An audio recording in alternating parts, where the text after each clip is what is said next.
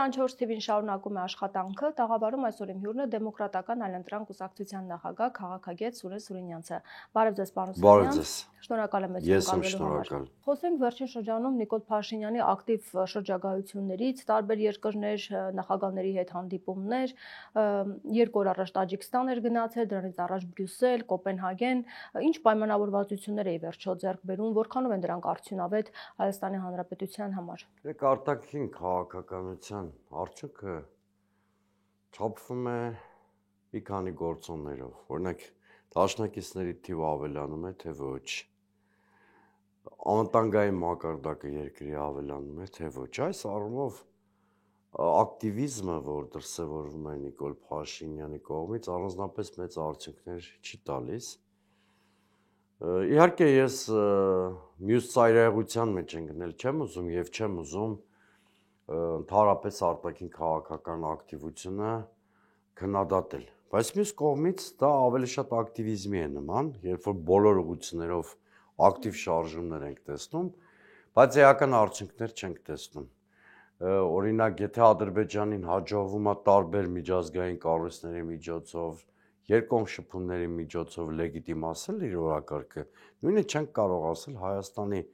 պարագայում, որտեղ ինչ է Հայաստանը լեգիտիմացնում միջազգային հարթակներում կամ այդ ակտիվությունից ինչ կապիտալիզացիա ենք ստանում դիվանագիտական, դա այնքան էլ պարզ չի։ Կամ ավելի շուտ պարզ է, որ այդ արտաքին քաղաքական ակտիվությունը ավելի շատ սպասարկում է իշխանության կոնկրետ շահեր, որտեղ մենք տեսնում ենք, չէ՞, որ Նիկոլ Փաշինյանը Հայաստանի առջև կանգնած բազմաթիվ մարտահրավերներ մի կողմ թողած, բոլոր ամբիոններից, հարթակներից ըստ էության նույն խոսքն է հնչեցնում։ Օրինակ համեմատություն արեք ԱՊՀ գագաթնաժողովում նրա ունեցած ելույթի եւ ՄԱԿ-ի Գլխավոր ասամբլեայի նիստում նրա ունեցած ելույթների միջև համարյա նույն ելույթն է, մի քիչ տարբեր ձևակերպումներով, համարյա նույն ելույթի մասին է խոսքը։ Ընդ որում այդ ելույթը ակնհայտորեն միջազգային հանրությանը չի հասցեագրված, որտեղ միջազգային դերակատարները շատ լավ գիտեն ինչ հանգրվանում են հայ-ադրբեջանական հարաբերությունները, շատ լավ գիտեն, որ ինստիտուցիոնալ խաղաղություն կայացած չի, ավելի շատ այդ ելույթները ներքին սպառման նշանակություն ունեն, սա ինձ համար ակնհայտ է, տպավորություն է, որ Նիկոլ Փաշինյանը նախապատրաստում է նախընտրական ռոլիկների պատրաստում եւ այդ շրջանակներում այս ելույթները աշխարհի տարբեր առաջնորդների մասնակցությամբ ունենում է, որպեսզի նախընտրական քարոզարշավի համար նյութ ունենա։ Իսկ Տաջիկստանի այցը ինչպես կմեկնաբանեք, Լուկաշենկոն նայեց Ալիևին, ասում է, չէ՞ որ առանց մեզ նա տեղ չի գնա, ուր գնանք մեր հետևից կգա մոտավորապես։ Դե ինչքան էլ ցավալի է խոստովանել, Փաշինյանը դարձել է Լուկաշենկոյի ուրախության առիթը, ու սա առաջի դեպքը չի, ցավոք սրտի մի շարք դեպքեր եմ ես ասում, որ Լուկաշենկոն հեգնում կամ ծաղրում է Փաշինյանին, բայց այդ կատակի կամ հեգնանքի մեջ Լուկաշենկոյի կար շատ հստակ մեսիջ, որ Փաշինյանը գնալու տեղ չունի, այսինքն առանց մեզ տեղ չի գնա։ Հա, ուր են գնալու մոտ։ Հիշում եք նա այդպիսի արդեն ավելի քաղաքական ձևակերպում էլ է Խուդոնձյանից, այսինքն սա այդ նույնի շարունակությունն է, որ ըստ էության նա գնալու տեղ չունի, այստեղի այս միջավայրին այլ ընտրանք չունի։ Ըստ էության Լուկաշենկոն նույն միտքն էր գեներացնում, բայց հիմա շատ ավելի վիրավորական ձևով, կատակով, հեգնելով, սարկազմով, ընդհանրապես դա միակ դրվագը չի, մի հատ ուրիշ տեսանյութ էլ տարածեցին, որտեղ առանց Փաշինյանին էին քննարկում, որ այնքան էլ ընդունված չի եւ այդ տեսանյութներն էլ պատահական չեն հայտնվում, ինքնին հասկանալի է ԶԼՄ-ներում կամ սոցցանցերում։ Ամեն դեպքում Տաջիկստան գնալը էլի ավելորդ չեմ համարում, որովհետեւ գոնե Նիկոլ Փաշինյանը հասկացել է, որ այդ հարթակները անտեսել չի կարելի, որովհետեւ այն ուղղությամբ, արևմտյան ուղղությամբ մենք տեսնում ենք, որ ռեալ արդյունքներ առանձնապես չկան։ եթե չհաշվենք այդ գրեյք չարաշահումը խաղաղության օրակարգի, որ իշխանությունները անում են, եւ նրանք ամենևին էլ իրական լույսի տակ չեն ներկայացնում են ձեռքբերումները կամ այն արդյունքները, որ ունեցել են Վաշինգտոնում, ամեն ինչ ավելի պարզ կդառնա։ Իդեպ Արադ Միրզոյանը օրերս խոսել էր, հարցազրույց էր այսինքն տվել Վարշավայում եւ նա ասել էր, որ նոր նախապայմաններ է Ադրբեջանը առաջ քաշում։ Եթե նոր նախապայմաններ է առաջ քաշում, որպեսզի պայմանագիրի վերջը չկնքվի, այդ դեպքում ինչու Ամերիկայի Միացյալ Նահանգների նախագահը որևէ հայտարարություն չի անում կամ առհասարակ որևէ մեկ ԱՄՆ-ից հայտարարություն չի անում, որի վերջո մեր ներկայությամբ եք պայմանավորվել, նախաստորագրել այդ պայմանագիրը, ինչու եք նոր բաներ առաջ։ Ավելի սկզբունքային բան եկեք արձանագրենք։ Հերթական անգամ ակնհայտ կոնտրաստ կամ հակասություն է այդ գալիս Նիկոլ Փաշինյանի եւ Արադ Միրզոյանի խոսքերում։ Տեսեք, Նիկոլ Փաշինյանը օրինակ Սահմանադրության փոփոխության պահանջը ներկայացնում է որպես մեր ներքին օրակարգ, լեգենդներ է պատմում 4-րդ հանրապետության մասին, խոսում է 3-րդ ու 4-րդ հանրապետությունների տարբերությունների մասին, անհեթեթ փաստարկներ բերելով իբրև թե 3-րդ հանրապետությունը կոնֆլիկտի հանրապետություն էր, սա խաղաղության եւ այլն, ու այս համատեքստում հնչում է Արադ Միրզոյանի խոսքը կամ հարցազրույցը, որտեղ նա խոսում է նախապայմանների մասին։ Այսինքն ոչ թե մեկ նախապայման, որը Սահմանադրության փոփոխությունն է, այլ նախապայմաններ։ Գիտեք, առնվազն 2 նախապայման հենց հիմա շատ հանգիստ ես կարող եմ ասել։ Մեկը այդ Սահմանադրությունն է, որը ինչքան էլ Նիկոլ Փաշինյանը կաշվից դուրս գա, իրեն պատեպատ տա, բոլորի համար ակնհայտ է, որ դա ադրբեջանական նախապայման է, ինչպես Բաքվում են ասում, տնային առաջադրանք, որը չկատարելու պարագայում խաղաղության պայմանագիր չի ստորագրվելու։ Երկրորդը Վաշինգտոնում շատ էական մի բան է տեղի ունեցել, մի փոխկապակցվածություն,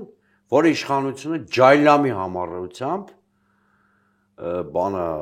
հերքում է, բայց այդ հերքումները ոչ մի արժեք չունեն։ Թրիփը եւ խաղաղության պայմանագիրը ամբողջովին փոխկապակցվել են։ Այսինքն, սրանից ենթադրեք, որ միջև Բաքուն թրիփի շահագործման հստակ իրեն ձեռնտու պարամետրեր չստանա, խաղաղության պայմանագիր չի ստորագրի, դա կարող է տևել տարիներ կամ շատ ավելի երկար։ Հետևաբար այս փոխկապակցությունն էլ համարեք նախապայման ու կասկած չունենաք, որ Բաքուն ճնշում է գործադրելու։ Եվ ես ձեր եթերում ասել եմ, Վաշինգտոնից հետո խաղաղությունը ավելի հեռացել է, ոչ թե մոտեցել է։ Խաղաղությունը մի շփոթեք այս հրադադարի հետ, որ հիմա կա, որը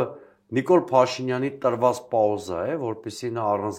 գլխացավանքների կարողանա վերարտադրվել։ Խաղաղությունը շատ ավելի լուրջ ռեժիմ է, որից ավելի հեռացել ենք Վաշինգտոնի գագաթաժողովից հետո, որովհետև երբ որ հնարավոր խաղաղության երկու կողմերից մեկը Ադրբեջանը ստանում է իր ռազմավարական երկու խնդիրների բավարարումը, էլ նրան ինչի է պետք խաղաղության պայմանագիրը։ Իսկ Բաքուն այդ դեպքում պատերազմ ինչու է պետք, եթե ստացել այն ինչ ուզում էր։ Պատերազմել առանձնապես պետք չի, եթե կարա ճնշումներով Հայաստանից առավելագույնը կորզի։ Դա փորձելու է ճնշումներով, ոնց որ ասենք Տաուշում եղավ, ոնց որ մի շարք այլ պարագաներում եղավ, պատերազմի սպառնալիքի շանտաժով Հայաստանից կորզել առավելագույնը։ Ես չասեցի, որ նա անպայման ձգտելու է պատերազմին, նա ձգտելու է այս դիսբալանսի պայմաններում առավելագույն ճնշում բանեցնել Հայաստանի վրա, որը կամ միակողմանի զիջումների հանգեցնելու կամ նոր էսկալացիայի կամ պատերազմի։ Այսինքն երկու ելք ունի այդ մարտավարությունը։ Տեսեք, Բաքվին այնքան անհետաքրքիր է Վաշինգտոնի հռչակագիրը կամ նախաստորագրված պայմանագիրը, որ Բաքուն, որը հրավիրող կողմն էր թուրքական պետությունների գագաթաժողովի, ավարտական բանաձևում Զանգեզուրի Միջանցքի ստրատեգիական նշանակության մասին, հենց Զանգեզուրի Միջանց տերմինով հասել է նրան, որ այդ գագաթաժողովի հռչակագրում նման դրույթ կա եւ ոչ մի խոսք որ գագաթնաժողովում թուրքական պետությունների գագաթաժողովում Գաբալայում եղավ։ Ուրեմն այնտեղ միայն ամբողջ Վաշինգտոնյան քեյսից վերցված է Զանգեզուրի Միջանցքը։ Ոչ Վաշինգտոնի հռչակագրին հիշատակում կա, ոչ նախաստորագրված պայմանագրին։ Սա լավագույնս բացահայտում է Բաքվի իրական նպատակները։ Եվ վերջապես, ասում եք ինչի Միացյալ Նահանգներին կամ Միացյալ Նահանգները ինչու չեն արձագանքում Բաքվից հնչող հայտարարությունից, ով ասես, որ Միացյալ Նահանգները նման պարտավորություն են ստանձնել, կամ ով ասես, որ Միացյալ Նահանգներին առանձնապես հետաքրքիր է հայ-ադրբեջանական կոնֆլիկտը։ Նրանք Հարավային Կովկասում բացարձակ այլ աշխարհաքաղաքական խնդիրներ են լուծում, որի նպատակն է Իրանի մեկուսացումը, Ռուսաստանի ազդեցության թուլացումը, ինչպիսին կլինի հայ-ադրբեջանական ուժերի հարաբերակցությունը կամ ինչ գնով նրանք կհասնեն իրենց աշխարհաքաղաքական խնդիրների լուծմանը, դա Միացյալ Նահանգներին չի հետաքրքրում։ Բա ասում ենք հերիքա կեղծեք։ Դոնալդ Թրամփը ընդամենը ներկա է եղել այդ փաստաթղթում, հենց այդ կարգավիճակով էլ փաստաթուղթը ստորագրել է։ Դա առավելագույնը ֆասիլիտատորի ֆունկցիա ունի եւ ընդհանրապես միջնորդի դերակատարություն չի ստանձնել։ Եվ այդ պսևդո արևմտամետների կեղծ պնդումները, որ Ամերիկայի Միացյալ Նահանգները մեզ անվտանգության երաշխիքներ են խոստացել, որ այլևս Ադրբեջանը չի հանդգնի հարձակվել Հայաստանի վրա, նրանք դատարկ խոսքեր են, որտեղ ամբողջ process-ի տրամաբանությունը հիմնված է Ալիևի բարեկամքի վրա։ Այսինքն այսօր նա մրցանակել չի ստանալու, փաստորեն Նոբելյան մրցանակ, գիտեք, Նոբելյան մրցանակ ես զարմանում եմ, որ նման լուրջ մարդ ակնկալում էր, որ Նոբելյան մրցանակ կարող է այս տարի ստանալ, որտեղ Նոբելյան մրցանակի նոմինացիան, այսինքն թեկնածուների ներկայացումը պաշտոնապես ավարտվում է այս տարվա հունվարի 25-ին կարծեմ։ Այսինքն նա 4 օր էր դերևս մուտք գործել Սպիտակ տուն, երբ որ այդ նոմինանտների հայտերը արդեն ընդունում էին, սա մեկ։ Երկրորդը Թրամփը տակավին չէր հասել այնպիսի հաջողությունների, որոնք Նոբելյան մրցանակի գլխավոր թեկնածու նրանք դարձնեին։ Երրորդը, գիտեք, շատ վաղուց միջազգային բոլոր ինստիտուտները քաղաքական նպատակարարությամբ են առաջնորդվում, ոչ թե իրապես գնահատում են, օրինակ Նոբելյան մրցանակի պարագայում ով է ավելի շատ արժանի այդ մրցանակին։ Բայց Նոբելյան նոր մրցանակ ստացողը Մաչադոն պետք է լրիվ բավարարի Թրամփին, որովհետև նա Վենեսուելայի գործերին միջամտելու հայտ է ներկայացրել Թրամփը, այսինքն նույնիսկ չի բացառվում, որ ներխուժում տեղի ունենա։ Մենք տեսնում ենք հիմա այնտեղ ինչպիսի էսկալացիայի մակարդակ կա, այդ առումով Մաչադոն Թրամփի գլխավոր դաշնակիցներից մեկն է, որտեղ ներսում հենց նրա պես մարդկանց միջոցով պիտի խրախուսվի Մադուրոյի իշխանության դեմ ըմբոստությունը կամ ապստամբությունը, այնպես որ երեկվա Նոբելյան մրցանակաբաշխությունը առերևույթ է Թրամփի դեմ, իրականում տեղի ունեցել Թրամփի ստրատեգիական շահերի բավարարման համատեքստում։ Բայց ամեն դեպքում Թրամփի հետաքրքրությունները չեն նվազում, այսպիսի հույսեր կան, որովհետև ճանապարհը նախ իր անունով է, ներդրումներ պետք է անի 145 միլիոն դոլարի մասին է խոսվում եւ ենթակառուցվածքներ ճանապարհը իր անունով կոչեն այնքան ժամանակ, քանի դեռ ինքը Սպիտակ տանն է։ Ադրբեջանցիք ու թուրքերը դա բացահայտորեն Զանգեզուրի Միջանցք են անվանում։ Ես չգիտեմ էլ ընդհանրապես այդ թրիպը կլինի թե չէ։ Այն ձևով ինչ ձևով Թրամփը խոսել է կամ Նիկոլ Փաշինյանը։ Բայց եթե գումարները տրամադրվելու։ Գիտեք, դա երկարաժամկետ պրոյեկտ է, Թրամփի պաշտոնավարմանը մնում է մի քանի տարի։ Դա երկարաժամկետ չի որ կառուցվել։ Չէ, վստահ մի եղեք։ Դուք անտեսում եք, որ կա շատ ուժեղ հակազդեցություն այդ պրոյեկտին Թեհրանից, Մոսկվայից, եւ այդ հակազդեցությունը առայժմ թույլ է անջում, որտեղ գործնական քայլեր էլ չկան։ Եվ այստեղ ուրիշ բանից վախեցեք։ Եթե նույնիսկ թրիպը չի լինում, լեգիտիմ միջազգային հարթության վրա լեգիտիմացված արձանագրվել է Զանգեզուրի Միջանցքի փաստը թրիպի փաթեթավորմամբ։ Այսինքն Բարաթը Բաքվում ստացել է։ Եթե նույնիսկ թրիպը չի լինում կամ նոյեմբերի 9-ի Նյու Յորքի չի կենսագործվում, այդպես ասեմ, որ մեր ժողովրդին ավելի պարզ լինի։ Երկու փաստաթուղթ իր ձեռքի տակ ունի Ալիևը, երկուսում էլ առանձնահատուկ արտոնյալ պայմաններով ճանապարհ ստանալու մասին են, ու թրիպը ավելի վտանգավոր Հայաստանի համար իմ կարծիքով քան նոյեմբերի 9-ի 9-րդ կետներ, հետևաբար թրիպը լինի թե չլինի, այդ հաղթաթուղթը Ալիևի ձեռքին է եւ նա ամեն ինչ անելու է, որ Փաշինյանին պարտադրի իր պարամետրերով ճանապարհի բացումը։ Իդեպ Տաջիկստանում երեք Պուտինը Փաշինյանին ասում էր, ինքդ ասա, թե Հայաստանի հետ առևտրաշրջանառությունը քանի միլիարդի է հասնում, Փաշինյանն ասում էր 4 միլիարդ է եղել այս տարի, ասում էր ոչ ավելի շատ է եղել, հատուկ էր նա Փաշինյանից ուզում դա լսել, ուզում էր ցույց տալ, որ Եվրամիություն գնալը ձեզ համար այդքան էլ գիտեք, սա հնարավոր չի, կամ իսկապես տեխնիկական խնդիր է, այսինքն Պուտինը կամ իսկապես այլ թվերի է տիրապետում Փաշինյանն այլ, սա կարող է շատ սովորական վիճակագրական մեթոդոլոգիայի տարբերության խնդիր լինի, բայց չի բացառվում, որ այս պոլեմիկայի մեջ քաղաքական շատ ուժեղ շեշտադրում կա, մոտավորապես ասեմ հետևյալը, չի բացառվում, որ Հայաստանում ինչ-որ վիճակագրական աշպարարություն են անում, ցույց տալու համար, որ Ռուսաստանից կախվածությունը թուլանում է, եւ Պուտինը առիթը օգտագործեց առնվազն այդ կասկածները բոլորիս մեջ ծնելու նպատակով։ Ես բացարձակապես չեմ բացառում իսկապես, որ Նիկոլ Փաշինյանի այդ եվրոինտեգրման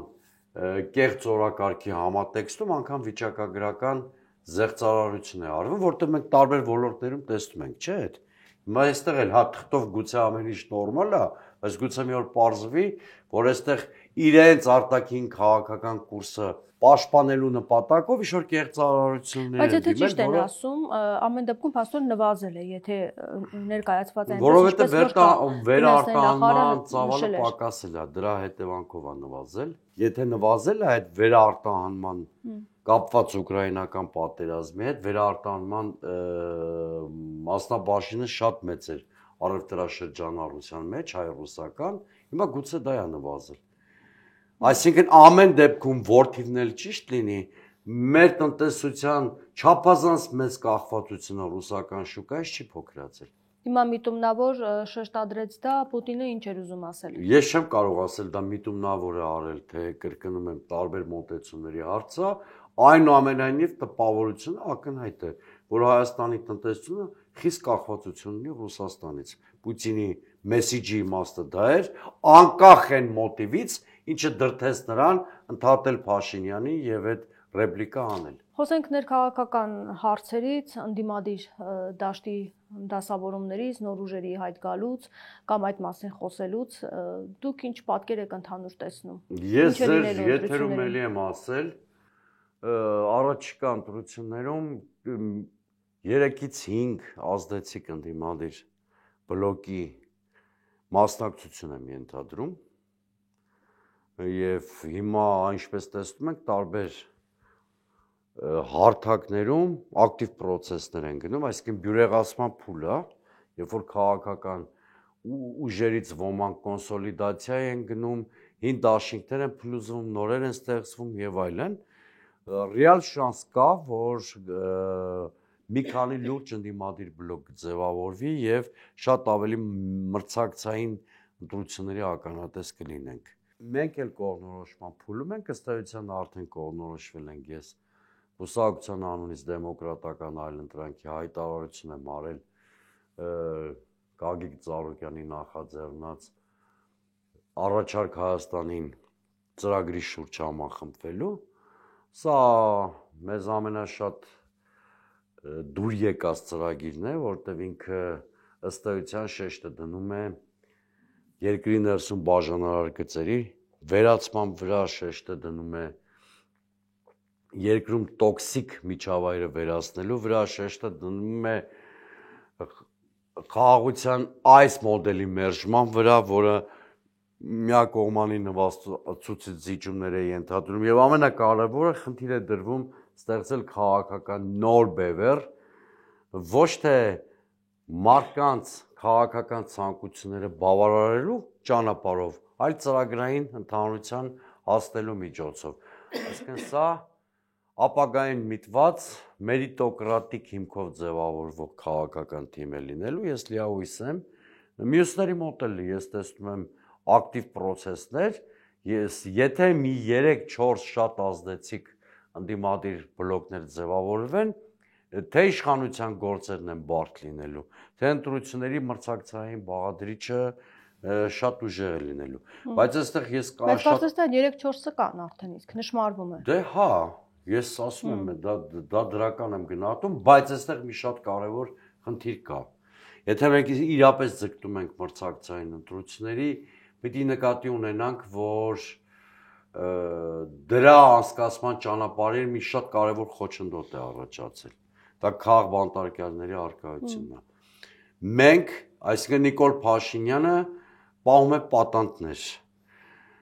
Պատանտների առկայության պայմաններում մրցակցային ընտրությունների գաղափարը դրվում է լուրջ վտանգի տակ, որտեղ չկա մի երկիր, որտեղ կան քաղբանտարկյալներ եւ հնարավոր է անցկացնել մրցակցային ընտրություններ։ Միգուցե Ավելյանն է նույնիսկ այդ քաղբանտարկյալները։ Դրա համար եմ ասում, հիմա եթե մենք բոլորս ձգտում ենք մրցակցային ընտրությունների եւ փորձում ենք ընտրությունների ճանապարհով հեռացնել Նիկոլ Փաշինյանին, առաջին հերթին պիտի լուծենք Հայաստանում պատանտարված այդ քաղբանտարկյալների ազատացական Բայց ինչպես պետք է լուծենք, ընդդիմությունը լայն կոնսոլիդացիա։ Գիտեք, եթե ընդդիմությունը գոնե այդ հարցում լայն կոնսոլիդացիա ունենա, այդ էլ հոդաշինք չի, եւ հասնի նրան, որ հասարակական ուժեղ ճնշում լինի, իշխանությունը ուղղակի չի կարող դիմակայել։ Բայց հիմա մենք տեսնում ենք, որ աննախադեպ վճիռներ ենք տեսնում։ Միքայել Սրբազանը 2 տարով կալանավորեցին, դատարանի բակը լեփլեցուն էր արդյոք։ Ոչ, բայց այդտեղ մենք պիտի, գիտեք, իշխանությունը անում այն, ինչ որ պիտի անի, իրան վերարտադրելու համար։ Եկեք քննադատելուց բացի իշխանությանը, ինքնակննադատությունը հենց մեզ հասցեագրեք։ Իսկ մենք ինչ ենք անում, որ հասարակական ճնշում գործադրվի իշխանության վրա։ Ոչինչ։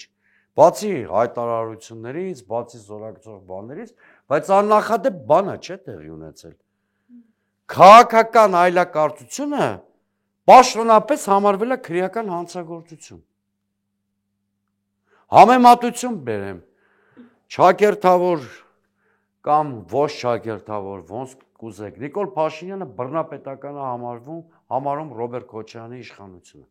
Հա, Ռոբերտ Քոչարյանի իշխանությունը դեմոկրատական չի եղել։ Բայց այս նույն հոդվածով Ռոբերտ Քոչարյանի իշխանության տարիներին 2004 թվականին 2 ամիս եմ անցկացրել բանտում, նույն հոդվածով։ Բանը դատավճիռին չի էլ հասել, հետո խափամամիջոցս փոխվել է, հետո ինչ-որ փուլ, հետո քաղաքական իրավիճակի փոփոխության պատճառով ուրեմն գործը կարճվել է եւ այլն եւ այլն։ Հիմա այս հարց եմ ուզում տալ Նիկոլ Փաշինյանին, նրան պաշտպանող ինտելիգենցիային, այսպես կոչված, այդ առաջադեմ ինտելիգենտ ծաղրանքով եմ ասում, զանգվածին պսևդո արմատապեն։ Հիմա Ռոբերտ Քոչարյանի իշխանությունն է բռնապետական, թե Նիկոլ Փաշինյանի։ Փաստ կա, չէ՞, բայց գետինը չեք մտնում, այդ քաղաքացիական կեղծ սեկտորի ներկայացուցիչներ, պսևդո քաղաքացիականներ, գետինը չեք մտնում, որ արևմտյան ֆոնդերից փողեր եք ստանում մարդու իրավունքներն ու դեմոկրատիան պաշտպանելու համար, որ մի հատ ծպտուն չեք անում, որ մարդը խոսքի համար ազատազրկվել է։ Բայց նախկինում մեծ դիմադրության էր արժանանում ոչ միայն միջազգային կառույցներից, այլև ներքին ընդդիմության կողմից։ 2004 թվականին, երբ որ ես ազատազրկված եմ եղել, այդ պրոցեսի ընթացքում շատ հայտնի բանաստեղծուհի Սիլվա Կապուտիկյանը իր պարգևներն է վերադարձրել պետությանը, բազմահազարանոց ցույցեր էին ընթանում ի պաշտպանություն ինձ ու ընկերներիս, միջազգային կառույցների այնպիսի աննախադեպ ճնշում կար Հայաստանի վրա, որ մեզ երկար չէին էլ կարող պահել եւ այլն եւ այլն, իհարկե, բայց ասում եմ, ստեղ ընդդիմությունը խնդիր ունի։ Լավ, իշխանության հարցում Ամեն ինչ պարզ է, ենթադրենք իշխանությունը քաղաքական բոսյակների հավաքածու է։ Ենթադրենք արևմուտքն էլ այդ քաղաքական պարազիտներին ամեն գնով իշխանության պահելու խնդիր ունի։ Բա մենք, բանդիմությունը, չէ որ մենք ենք մեզ այսօր իդենտիֆիկացնում հանրապետության պաշտպանության դիրքերում, շատ համառորեն ու հետևողականորեն խոսում ենք երկրում ընտրությունների միջոցով ինչ-որ բան փոխելու անհրաժեշտության մասին։ Բայց եթե մենք չկարողանանք լուծել քաղաքականավորների ազատության խնդիր,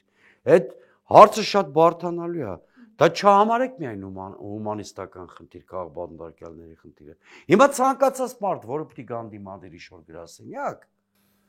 մտածում է, եթե խոսքի համար թեկուզ Բագրատ Սրբազանին, թեկուզ Միքայել Սրբազանին, թեկուզ Սամվել Կարապետյանին ազատազրկել են, ասում է իմ ընդդիմադիր գրասենյակ գնալու համարել առնվազն ինձ աշխատանքից կազատել։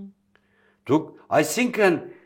հասարակության ահաբեկմանն ու հասարակության շրջանում ապացիկ տրամադրությունների տարածմանն են ուղղված Նիկոլ Փաշինյանի այս քայլերը կամ իշխանության այս քայլերը։ Եթե մենք այդ ահաբեկման եւ ապատիկ մթնոլորտի դեմը չառնենք, ընտրությունները երբեք չեն կարող ծառայել այն նպատակին, ինչին մենք ձգտում ենք։ Եվ ինչ կարող է լինել։ Դե հիմա գիտեք ինչ, կամ կենսունակ ընդդիմություն է ձևավորում եւ միջև ընտրությունները ոչ միայն իշխանության փոփոխության կամ նոր որակ իշխանության ձևավորման հարցալուծումն է, այլ նաեւ այս խնդիրներն է լուծում հասարակության սուբյեկտությունը բարձրացնելու ճանապարհով կամ Նիկոլ Փաշինյանը վերարտադրվում է մանավանդ որ այդ հարցում արտաքին շահառուներ ունի։ Շատ պարզ է խնդիրը, բայց ել եմ ասում, հիմա իշխանությանը հանգիստ թողենք, նրա անելիքներն ու խնդիրները քաջածանոթ, հա շատ պարզ է, բայց այստեղ հեծանի բանորին էլ պետք չի։ Ընդ որում դա նորություն էլ չի, 20-25 տարվա մեջ համարյա բոլոր իշխանությունները Հայաստանում այդ մեթոդներով են գործել վերարտադրվելու նպատակով, հա։ Հիմա պետք է հասկանանք ընդդիմությունը ինչ պիտի անի։ Հերիք է խոսանք իշխանության Եվ ինչպես պետք է անի, ինչ պետք է անի։ Ես ասացի Համախմբի ժողովրդի հասարակության սուբյեկտության բարձրացում, պարտադիր չի դա անպայման միտինգ լինի։ Իշխանություն հասարակության շունչը պիտի զգա եւ դրանից պիտի վախենա։ Իշխանությունը պետք է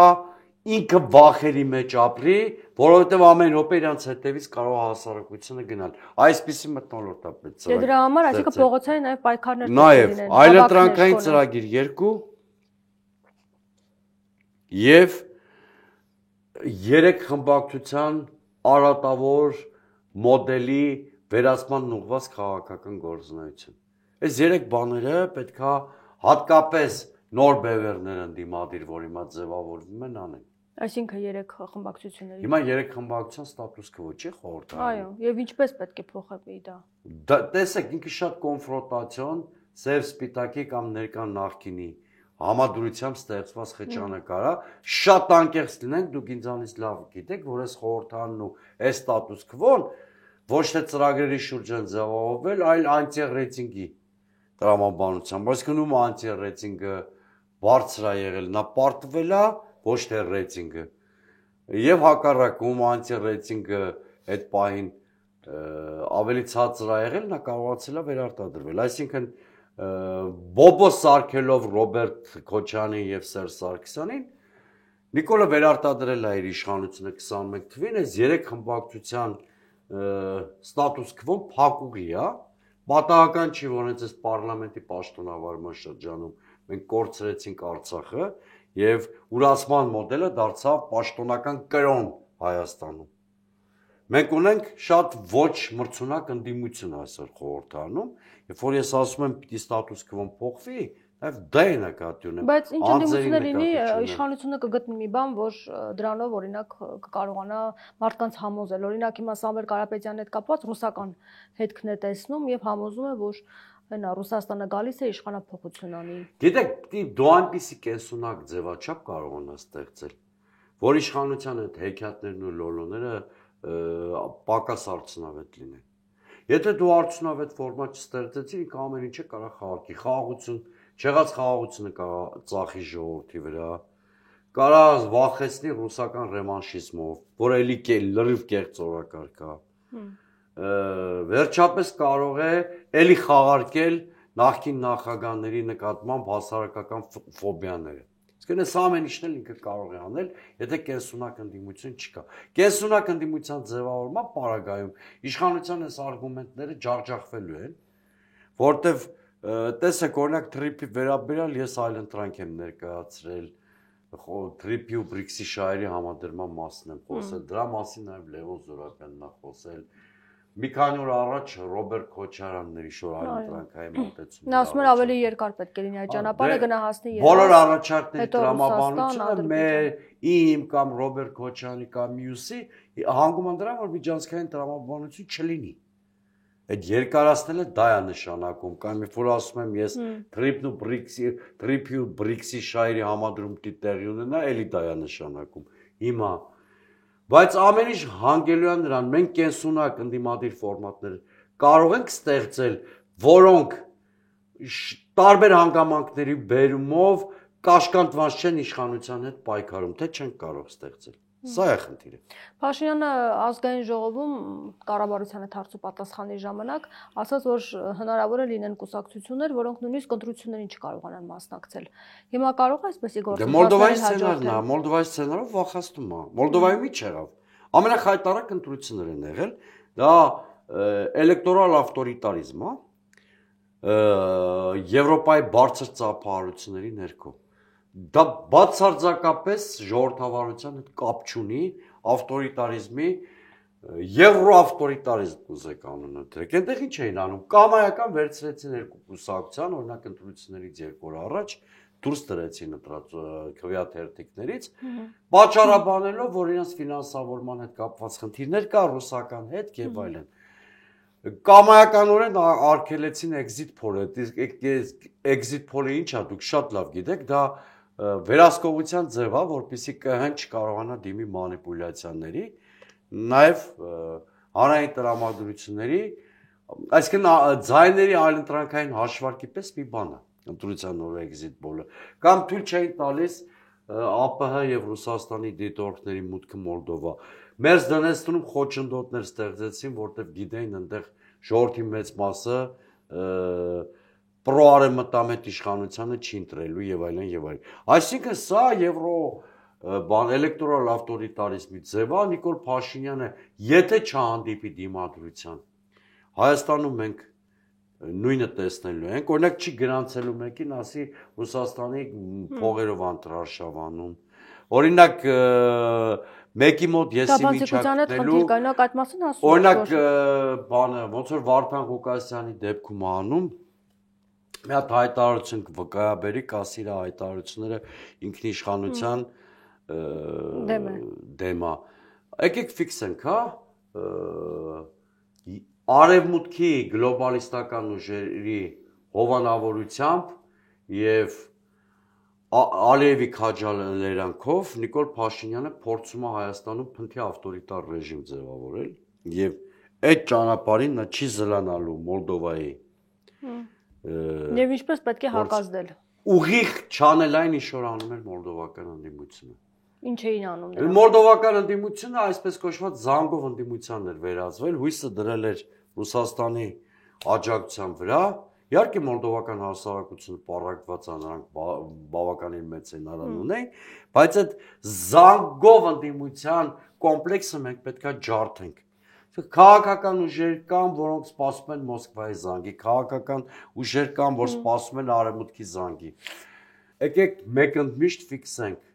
Պուտինը կամ Թրամփը մեր զիբիլ մաքրողը չեն։ Պուտինը կամ Թրամփը մեր զիբիլը չեն մաքրելու։ Եվ եթե քաղաքական գործիչներ կամ ուժեր կան,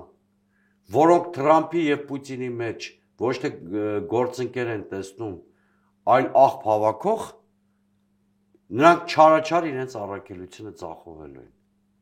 Եվ մենք կանգնելու ենք մոլդովական սցենարի ավելի գրեհիկ կրկնության փաստի առաջ։ Իդեպ շատ քաղաքագետներ սպասում էին, թե ինչ կլինի Մոլդովայի ընտրություններում եւ ըստ դրա կանխորոշում էին, թե ինչ զարգացումներ է լինելու աշխարհքաղաքական, նաեւ Հայաստանի ընտրությունները, այսինքն ուզում էին հասկանալ, թե արևմտյան աջակցություն արդյոք կլինի, ով կհաղթի եւ ըստ դրա կորոշեն Հայաստանում ինչ կլինի։ Կարող ենք համատել զուգահեռ անցկացներ կամ առասարակ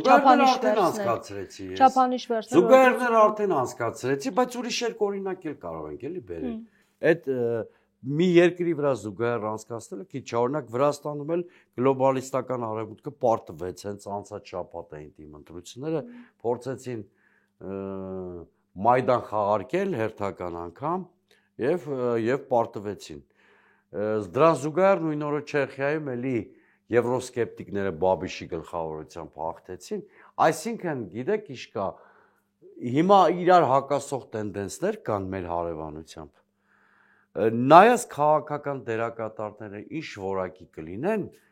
այն տենդենսն էլ գերակշռող կլինի։ Մենք չափազանց մեծ կարևորություն ենք տալիս արտաքին գործոններին, արտաքին գործոնները իսկապես կարևոր են, բայց չի կարելի այնքան պետականության գաղափարը սպանել մեր ուղեղներում, որ բանը հասցնել նրան, որ մեր փոխարեն մեր երկրի ճակատագիրը որոշելու են Մոսկվայում, Բրյուսելում կամ Վաշինգտոնում։ Սա ամոթ է։ Մենք հասել ենք մտավոր ինվալիդության մակարդակի։ Եվ մեր ուղեղներում արդեն մեր պետականությունը թաղել ենք։ Ու կարծում ենք, որ կամ Բրյուսելից ստեղ պիտի մի հատ սատելիտ նշանակեն, կամ Մոսկվայից պիտի մի հատ առաջի քարտուղար նշանակեն։ Սրա փոխարեն ես առաջարկում եմ, որպեսզի մենք մտածենք մեր հասարակության կշիռն ու դերը մեծացնելու մասին։ Տեսեք, եթե մենք Նիկոլ Փաշինյանին արդարացիորեն քննադատում ենք, որ նա դարձել է դրսի ուժերի գործիքը ընդդեմ Հայաստանի Հանրապետության, մենք իրավունք չունենք նույն տրամաբանությամբ ակնկալել նրա փոփոխություն։ Այսինքն մենք էլ դառնանք ուրիշի գործիքը։ Չէ, մենք օտարի գործիքի վերածված Նիկոլ Փաշինյանին պիտի հեռացնենք որպես հանրապետության պաշտպաններ։ Շնորհակալ եմ։ Ես եմ շնորհակալ։ Զրուցակիցս դեմոկրատական այլընտրանք կուսակցության նախագահ քաղաքագետ Սուրեն Սուրենյանցն էր։ Շարունակեք մեզ հետևել, կհանդիպենք։